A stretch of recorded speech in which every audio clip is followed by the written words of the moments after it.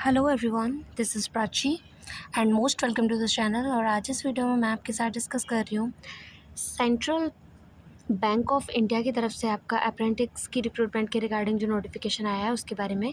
सो इस रिक्रूटमेंट के रिगार्डिंग आपके कब से फॉर्म फिलिंग स्टार्ट हो रहे हैं, क्या आपका फॉर्म फिलिंग प्रोसेस रहेगा, everything I will discuss with you in this video. So video के एंड तक बने रहेगा। फर्स्टली आपको स्क्रीन पे एडवर्टाइजमेंट कंप्लीटली दिख रहा होगा, सेंट्रल बैंक ऑफ इंडिया की तरफ से निकाला गया है notification for the engagement of apprentice under the act 1961। In recruitment में जो आपका वैकेंसीज़ हैं, नंबर ऑफ़ ट्रेनिंग सीट्स की बात करूँ मैं तो आपको यहाँ क्लियरली दिख रही होंगी, विच इज़ 4500 के अप्रॉक्स आपका ये सीट है।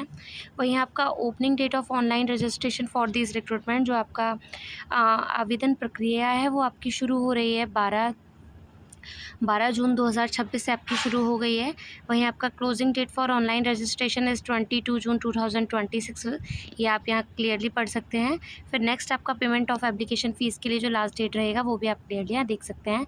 फिर आफ्टर दैट इनका जो आपका फॉर्म फिलिंग प्रोसेस कंप्लीट कर लिया जाएगा, आफ्टर दैट कब आपका एग्जामिनेशन कंडक्ट कराया जाएगा उसकी भी डेट भी आपको यहाँ क्लियरली बता दी गई है कि आपका फर्स्ट मंथ या फर्स्ट वीक ऑफ जुलाई के अप्रॉक्स आपका करा लिया जाएगा। ये जो रिक्रूटमेंट है आपके अप्रेंटिस की पोस्ट में वो central bank of India, a leading public sector bank with pan India branches network और more than 4500 plus branches with total business of more than 81 and आपका 8,12,000 crore divide by talent work. यहाँ आपको थोड़ा जानकारी मिलेगी अबाउट द बैंक के bank का क्या स्टेटस है, एवरीथिंग यहाँ आपको बताया गया है कि इसमें 81,200 करोड़ के समथिंग वर्किंग हैं और क्या इसका कितने एम्प्लॉयज़ हैं, ये सारी चीज़ें यहाँ बताई हैं। इसमें बताया गया है that 34,000 plus employees invites the applications for the engagement of apprentice under the Apprentice Act 1961 and ये सारी चीज़ें आप यहाँ पढ़ सकते हैं। जो आपकी रिक्रूटमेंट है वो कैसी बेसिस है, रेगुलर है, वो भी सारी चीज़ें आपको यहाँ पढ़ने को मिलेंगी। डिटेल्स में आप नीचे देखेंगे the details of state wise vacancies is attached as annexure first. यहाँ स्क्रॉल करने पर आपको एनेक्सर फर्स्ट मिलेगा जहाँ आपको सारी वैकेंसीज़ यानी सीट्स के बारे में पढ़ने को मिलेगा कि आपका किस स्टेज पे कितनी सीट्स रहने वाली हैं। फिर यहाँ देखेंगे आप that number of vacancies reserve vacancies is tentative. जो भी आपका वैकेंसीज रिजर्व कैंडिडेट के लिए हैं, अनरिजर्व कैंडिडेट के लिए हैं, सारी चीज़ें यहाँ आपको पढ़ने को मिलेंगी। Medical fitness, verification of documents, character and caste certificate, verification of selection candidate, सारी चीज़ें पॉइंट टू पॉइंट यहाँ चीज़ों को आपको बताया गया है। फिर नीचे आप देखेंगे यहाँ आप क्या एलिजिबिलिटी क्राइटेरिया के बारे में आपको पढ़ने को मिलेगा। यहाँ एलिजिबिलिटी क्राइटेरिया है कि आपको बताया गया that the cut off date for the eligibility criteria is 31 May 2026 before applying the candidate are required to ensure that fulfill the eligibility criteria for the post of the cut off date। यहाँ आपको cut off date के बारे में बताया गया है कि आपकी कट ऑफ डेट किस तरीके से घोषित की जाएगी, कैसे आपको पता चलेगी।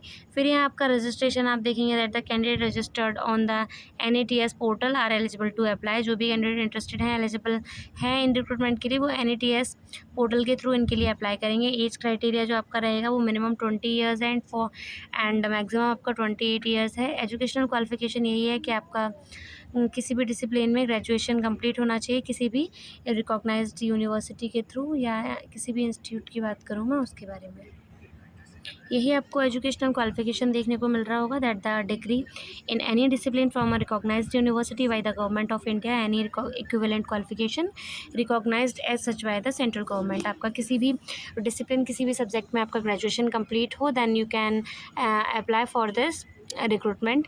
ड्यूरेशन ऑफ ट्रेनिंग जो है आपका, ट्रेनिंग आपका 12 महीने यानी 1 साल तक रहने वाला है इसका, ये आपको बता दिया गया है। फिर नीचे आपको कैटेगरी वाइज अपना एज रिलैक्सेशन पढ़ने को मिलेगा कि अगर आप SC ST कैटेगरी से बिलोंग करते हैं तो आपका 5 ईयर्स एज रिलैक्सेशन है। वहीं आप OBC से नॉन क्रीमी ईयर्स हैं, देन 3 ईयर्स का एज रिलैक्सेशन है। फिर आप अगर पर्सन विद डिसेबिलिटी मार्क्स से बिलोंग करते हैं, वहीं आप EWS या अनरिजर्व कैटेगरी से हैं तो आपके पास 10 सालों का एज रिलैक्सेशन रहेगा। OBC से बिलोंग करते हैं डिसेबल्ड कैंडिडेट, उनके लिए 13 ईयर्स का। वहीं SC ST कैटेगरियों के लिए 15 ईयर्स का एज रिलैक्सेशन है। Widow, divorced women and women legally separated from their husband who have not remarried, उन वुमेन्स के लिए आप देखेंगे यहाँ आपका एलिजिबिलिटी क्राइटेरिया आपको दिख रहा होगा। फिर नीचे reservation with benchmark disable candidate के लिए किस टाइप का रिजर्वेशन होगा, वो सारी चीज़ें यहाँ डिस्कस करी गई हैं। तो ये अप्रॉक्सीमेटली मैं बात कहूँ आपसे तो ये 28 पेजेस का नोटिफिकेशन है, जिसमें सारी चीज़ें आपको बताई गई हैं कि अगर आप SC/ST कैटेगरी से बिलोंग करते हैं तो किस टाइप का रिजर्वेशन रहेगा आपका, अगर आप इकोनॉमिकल वीकर सेक्शन से बिलोंग करते हैं तो आपका क्या इसमें रिजर्वेशन रहेगा। सारी चीज़ें आपको रिजर्वेशन के रिगार्डिंग जो भी आपके नोट सेक्शन है वो आप पढ़ सकते हैं। दैट आपका जो घर होना चाहिए वो 5 acres of agriculture land and above, इस तरीके से आपको बताया गया है। फिर यहाँ सिलेक्शन प्रोसेस यहाँ आपको क्लियरली मेंशन कर दिया गया है, जिसमें आपका selection for engagement of candidate who apply for the apprentice in the bank after paying request online the fee shall have undergo for the selection process based on online exam conduct कराया जाएगा आपका by BFSI/SSC and test of local languages of the state. आप जिस भी state में apply करेंगे उसकी आपकी लोकल लैंग्वेज का टेस्ट किया जाएगा, साथ ही साथ आपका एक एग्ज़ाम कंडक्ट कराया जाएगा, जिसका एग्ज़ाम फॉर्मेट आप यहाँ पढ़ सकते हैं कि किस तरीके से दे रखा है। इसमें आपको टोटल 100 क्वेश्चंस देखने को मिलेंगे फॉर द मार्क्स ऑफ 100, और जो टाइम ड्यूरेशन रहेगा वो आपका 1 घंटा यानी 60 मिनट रहने वाला है। जिसमें आपका जो सेक्शन रहेगा, फर्स्ट सेक्शन आपका रहेगा जनरल फाइनेंशियल अवेयरनेस का 20 marks for the marks of 20, and quantitative and reasoning aptitude 20 number के क्वेश्चन रहेंगे आपके। कंप्यूटर नॉलेज से 20 नंबर के रहेंगे। जनरल नॉलेज के लिए आपका 20 नंबर के रहेंगे। Central bank of India product and services के लिए आपका 20 मार्क्स का आएगा। इसके लिए आप ऑलराउंड 100 क्वेश्चंस के आंसर देने पड़ेंगे आपको। 100 आंसर ही मिलेंगे आपको इसमें क्लियरली बता दिया गया है कि आपको इस एग्ज़ाम के लिए कोई भी नेगेटिव मार्किंग पे नहीं करनी पड़ रही है। This is the very great opportunity, वरना मोस्टली एग्ज़ाम्स में आपका नेगेटिव मार्किंग रहता है। There will be no negative marking for wrong answer in the objective. फिर यहाँ आपको बताया गया कि आप किसी भी रिक्रूटमेंट के रिगार्डिंग डिटेल्स चाहते हैं तो आप www.centralbank.in की ऑफिशियल वेबसाइट से आप पूरा किसी भी एडवर्टाइजमेंट के बारे में आप पूरी जानकारी ले सकते हैं। फिर आपका टेस्ट कंडक्ट कराने के बाद आफ्टर दैट आपका लोकल लैंग्वेज का टेस्ट रहेगा, जो कि आप नीचे स्क्रॉल करने पर आप पढ़ लेंगे। फिर फाइनल सिलेक्शन रहेगा। आपका जो एग्ज़ाम कंडक्ट कराया जाएगा उस बेसिस पे आपका मेरिट लिस्ट जारी की जाएगी। आफ्टर दैट आपका सिलेक्शन होगा। कॉन्ट्रैक्ट ऑफ अप्रेंटिस के बारे में आपको पूरा पढ़ने को मिलेगा कि किस टाइप का ये जॉब है। कॉन्ट्रैक्चुअल है, मैं बता दूं आपको, ये कम्प्लीटली कॉन्ट्रैक्चुअल रिक्रूटमेंट है, इट्स नॉट अ परमानेंट और regular vacancy. Duration of training, साथ ही साथ आपका सिक्योर बॉन्ड के बारे में भी यहाँ बताया गया होगा, जो कि आप नीचे पढ़ सकते हैं। आपके बेनिफिट्स के बारे में बताया गया है that the apprentice are eligible for the stipend of 15,000 per month of the engagement period of 1 year. The apprentice are not eligible for any other allowances benefits से आपको बता दिया गया है।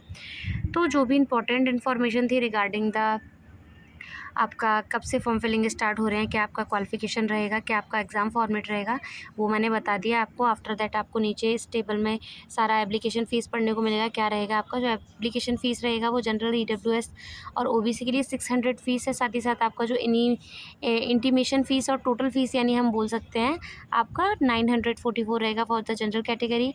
EWS OBC की फ़ीमेल कैंडिडेट के लिए 700 rupees रहेगा। मेल कैंडिडेट के लिए आपका 944 है। SC/ST में मेल कैंडिडेट के लिए 236 है।